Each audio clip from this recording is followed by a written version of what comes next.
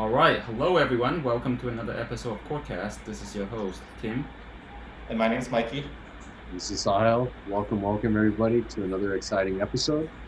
Before we get started, if you're watching us on YouTube and you have any comments or questions, please do post them in the channel and we will get to them during the episode. So without further ado, let's start. So Mikey, I got a beef with you about mass. I look on packaging and I see like weight is something in kilograms, but kilograms is a measure of mass. So there's the equating between weight and mass. Is that correct? Is that incorrect? What's going on?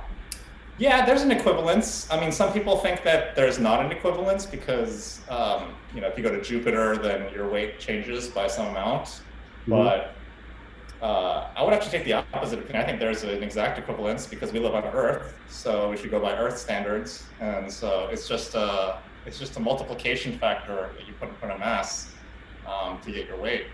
And yeah, I can do the same thing.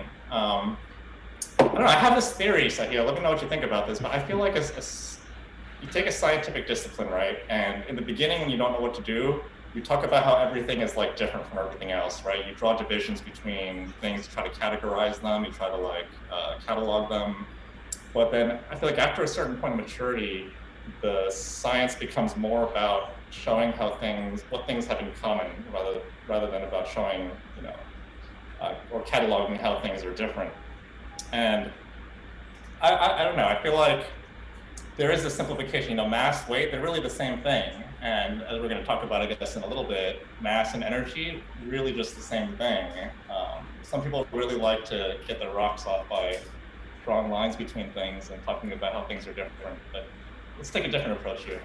So one thing I want to ask you about is like back in high school physics, when I was learning about mass and weight, mass seems to be like a property of the object itself, and weight seems to exist because there's a notion of gravity. So is that true, or what do you think? I would say our interpretation of it, yeah. So the existence of gravity gives us a number that we can multiply the mass by, which we call our weight. But that's all for our own perception. I feel like it's very sensory. It has nothing to do with the fundamental concepts. What do you think, Tim? Yeah, I think in high school there's a bit of when you learn high school physics, there's a bit of categorization. I mean, of course. Normal force. What is that anyways? Yeah. Of course, you can always say that technically, when you measure the weight of somebody, you're not really using gravity because you're stepping on the scale. You're actually feeling the electrons on the scale, and that gives you some sense of weight. But let's not be too pretend. Let's just not be stuck up on these pedantry, right? So pretentious. You were gonna say pretentious. Yeah, maybe, perhaps. Yeah. So the whole point is that there's this property that objects have, and you can. And in physics, I guess you call it mass, and the manifestation of it can be a weight or some sort of inertia. There's it has something to do with motion, but then the question is fundamentally, what exactly is mass and where does it come from? Yeah, so I wonder about that. I guess I thought mass was just there, it just exists, it's just a property. I'd say that's true, but you can destroy it. What do you mean by destroy it? You can take an electron that has mass and an anti-electron that has mass, and if you put them close enough to each other, they'll annihilate into a bunch of light particles that have no mass. Huh. Then what's being created out of that? What's going on with that? Yeah, so that's actually I can't say in my revisionist history where things went in a logical order, right? People discover this phenomenon that you can destroy mass. You can take an electron and a positron, which are particle and antiparticle, and annihilate them, completely get rid of all the mass, but you create a lot of energy in the process. And if that had been the first experiment that people had done, they would have realized immediately that mass is just another form of energy. It's like just changing your currency. Yeah, so it's sort of like so it's sort of like going back to high school, this categorization. People say there's this some intrinsic properties about particles and objects. There's this mass. Of course, at the end of the day, you can categorize it all you want, but ultimately, like Mikey said, from Einstein's theory of relativity, mass is also another form of energy. So really, they're one and the same thing.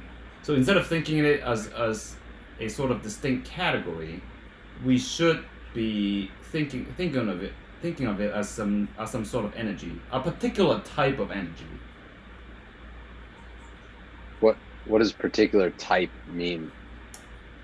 Yeah, I guess technically, mass would be what we call sort of the 0-point energy. Like if you take a particle, so the particle, you can say, hey, a particle, why doesn't a particle can have whatever energy it wants? Everything's relative anyway, right? If the particle's moving really fast, it can have more energy, and maybe if it's moving very slowly, maybe it can have a lower amount of energy. But it turns out that depending on the type of particles, some particle just kind of has a fixed amount of energy, even if it's not moving relative to you. It's kind of like there's sort of some intrinsic value, or in this case, mass, associated with certain particles. And it doesn't always exist, but for some particles, that property is there. And that form of energy, at the end of the day, we just refer them to as mass. Huh. So then, is there this like trade-off between mass and energy, even though they're kind of the same thing? Like if I move fast, will I like lose mass but gain energy, or that I have energy added, or like how do you think of energy and mass together? They are connected, but they're the same thing. But how are they the same thing? Like, what does that mean? I think a lot of people take issue with this, but one way you can think about it is like, think about every particle. Different species are determined by like how deep their pockets are. So some particles have really deep pockets and they can store a lot of energy in their pockets, and so they can just carry this energy around with them wherever they go, and it's with them even when they're not moving. And those particles are particles with mass. Some particles, like the photon, have like no pockets, so they can only have energy by their sheer motion. You can think of this energy as kind of like a rocket fuel too, right? So two big particles that have deep pockets could come together and just annihilate each other and give up everything in their pockets, and just which would be just a bunch of photons that have no pockets themselves. So yeah, it's kind of like particles are kind of like these warehouses for storing energy if they have mass. Otherwise they can't store mass. Yeah, I would say the distinction between mass and energy is kind of mute, especially when you look at gravity, for example. Like Einstein's theory of gravity, you can ask, hey, what creates gravitational attraction?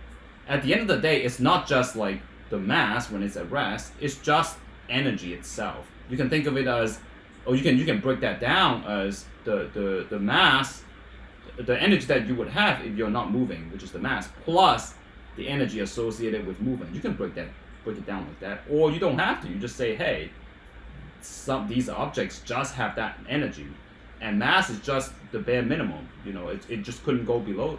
It just couldn't go lower than that, and that's really what mass is. It's just sort of a property that certain particles, like Mikey said, can't go below like a certain floor. It's like like a social safety net, I guess. For particles, right? You can't go below. You can't hit rock bottom. They're sort of like a floor for that. Yeah, actually, this comes to mind. Like, why can't you have a particle with no mass at rest? Or like, what's the issue with that? Well, if you think about a particle with no mass at rest, it would be a particle with zero energy, right? Because it doesn't have any energy carrying around with it. It doesn't have any energy from motion. So could such a thing even be said to exist?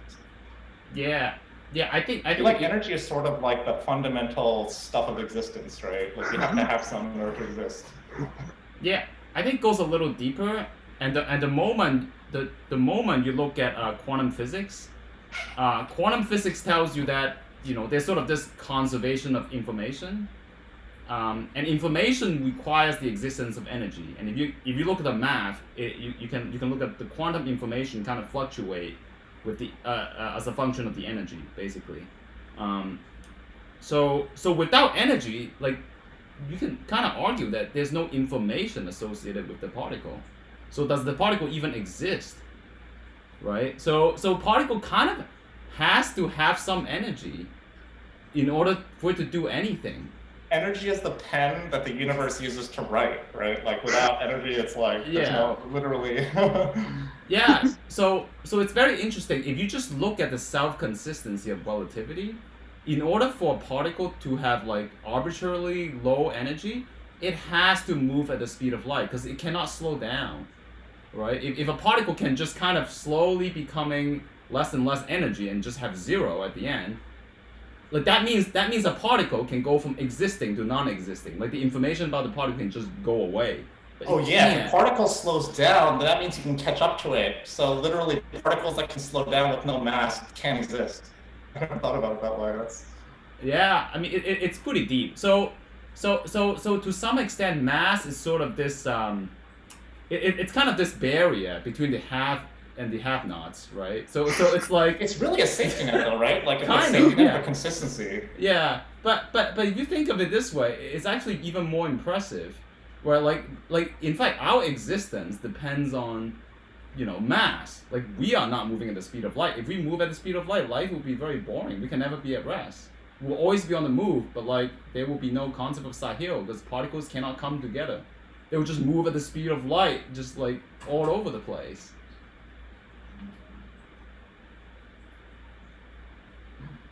Well, so that kind of begs the question of like where did mass come from? Like why aren't we all like moving at the speed of light, or just what's behind that? I'll pose this question to Tim. Put you on the spot. Yeah, ultimately, I think there's some sense in which you can kind of think like in the beginning, every particle moves at the speed of light, like everyone for themselves, pretty much. It's a pretty grim universe. Everyone for themselves. But everything is everything else at that point, so it's not really everything is one. So yeah, there's no sense of difference. So I guess it's kind of poetic in some ways too, right? So you have particles that are just every particle for themselves, and in order for them to slow down, there needs to be interaction. So mass comes in when pretty much two particles or maybe more, they interact with one another. You can just kind of imagine particles moving at the speed of light. Maybe if they, you know, in some ways intuitively, if they if somehow they're attracted to each other, they kind of move around and bend around, then as a whole, kind of like a composite, the whole combination of them will finally slow down and becoming something else. So really, mass is also a form of interaction. It's basically a particle interacting with something such that the average of it becoming is that it slows down, and then it also builds, I guess, some kind of safety net because there's the minimum amount of energy in the system because it's always interacting. What about go on Wikipedia and look up the masses of the quarks and look at the masses of the proton. The mass of the proton is way more than 3 times the mass of each quark.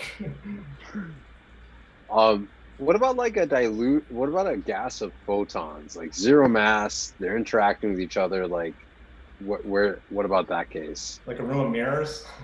Yeah. Yeah. That would have some mass. Yeah, you could weigh that box of mirrors. If the mirrors were weightless, if the photons were bouncing around in there, it would weigh something. Yeah. Yeah, so the photons themselves don't interact with one another. If they do, they will create mass. And in fact, there's an example in nature. Gluons, they're like the cousins of photons. And they are kind of like the photons of the storm force. And we don't see gluons flying around, you know, because gluon can interact with one another. And at the end of the day, they are stuck together. And they create mass basically when they interact with one another. So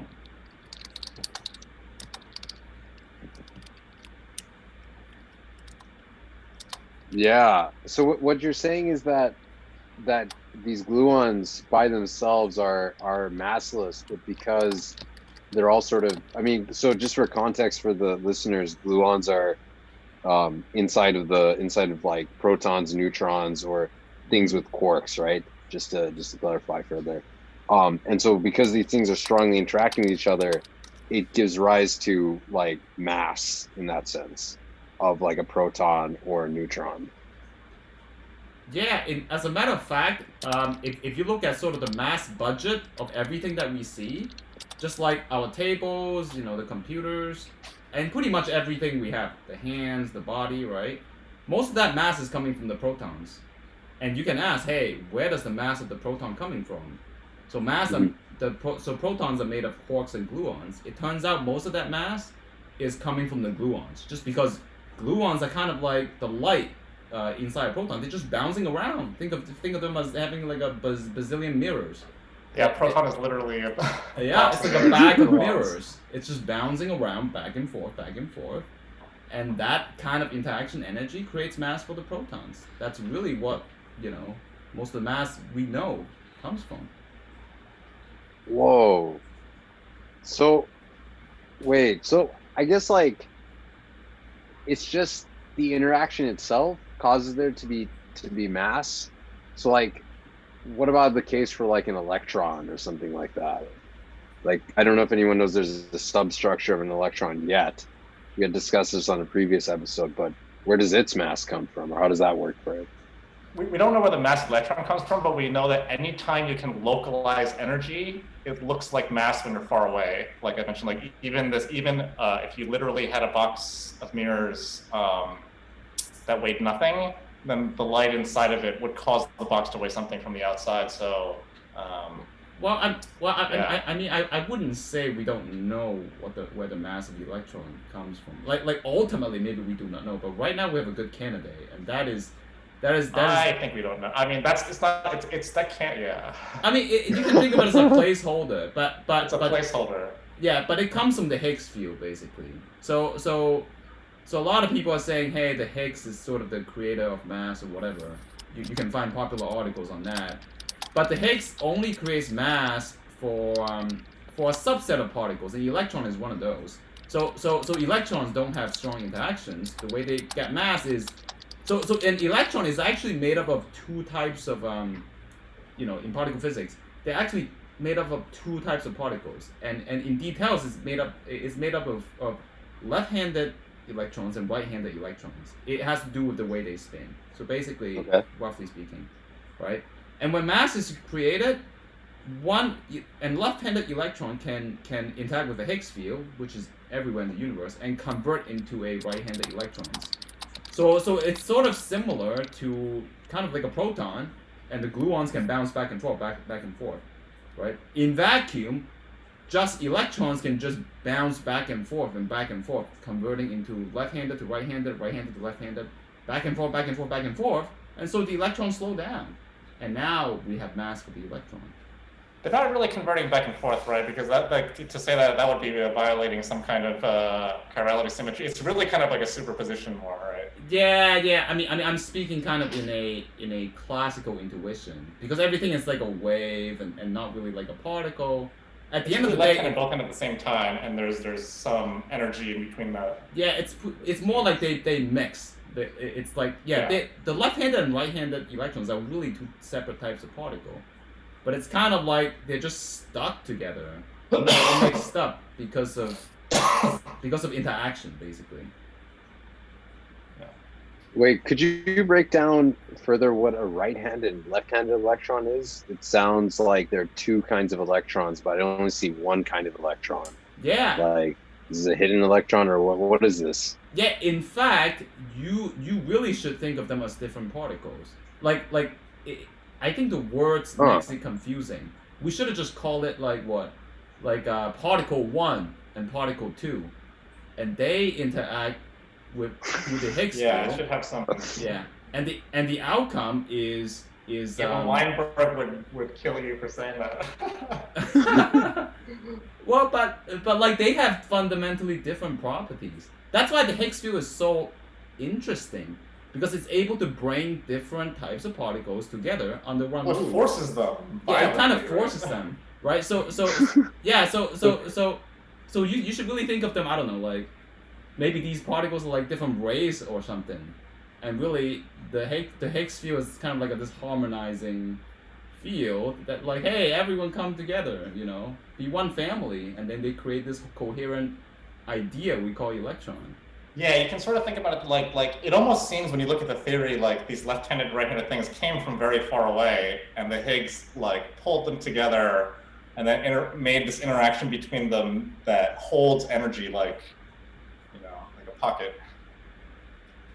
So I'm still trying to figure this out. Like you have a left-handed electron, you have a right-handed electron, and then you have the Higgs field. Is the left-handed, right-handed electron originally massless, and then because of the Higgs field it gets mass by interacting, or like how should one think about that? If you think about it, like it's kind of analogous, like quarks to gluons. The way gluons are like the glue that holds quarks together, the Higgs is kind of like the glue that holds left-handed and right-handed particles together. Why can't you just have one-handed particles, like right-handed electrons only, no left-handed electrons at all? Mass. You can. They just won't have mass. Absolutely, yeah. Oh. They will just there's no known mechanism for storing energy inside of such a particle. Oh.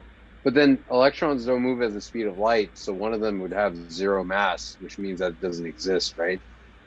Well, I mean, if you move at the speed of light, then you have zero mass. Then you have a right to exist. But once the electrons slow down, it's gotta have some safety net. It's gotta have some ground. Yeah, I mean, mass. If you heat an electron to a high enough temperature, actually, and we've observed this for the first time in 2012, you can actually see it splitting into left and right.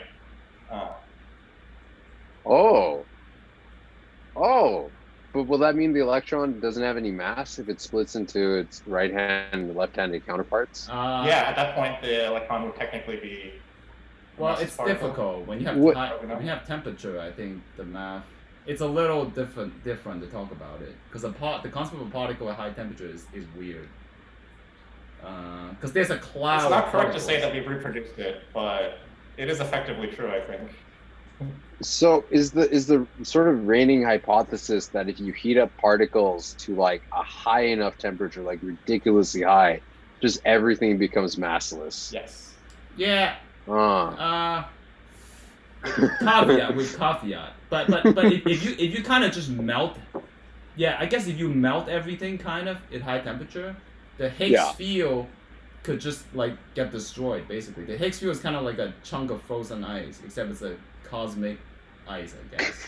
So you can melt it at very high temperature, and then the properties of these particles would not interact with the Higgs field anymore. But the details are quite intricate. So I hesitate to say one thing versus the other. Fair. So we're almost at time, and I think we should. Any closing thoughts that you want to wrap up with about mass? Yeah, I think the thing that I would want to get across to the audience is everything's made of the same clay. That clay is called energy, and it can change its forms in different ways, and there are categorizations, but the finding the balance between categorizing things and unifying things, I think, is kind of like the game that everyone plays as biological life forms at this weird scale. So I think it's an important lesson. Yeah, I would say that ultimately mass, just like many other things in particle physics, comes down to just interactions. And like Mikey said, energy is pretty much everything. It's the currency of which the universe, writes its poems, and interaction is kind of the dynamics of it.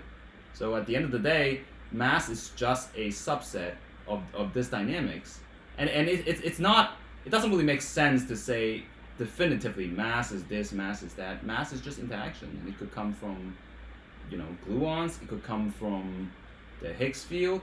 Who knows? There's dark matter. The mass for dark matter probably comes from something else. So, yeah. Oh, well, that's given me a lot to think about. So with that, I'd like to, unless you guys have anything else to say, but with that, I'd like to thank everybody for joining us, and we shall see you all next week. Yeah, see you all next week. All right. Thanks. Bye. Bye. See ya. Bye.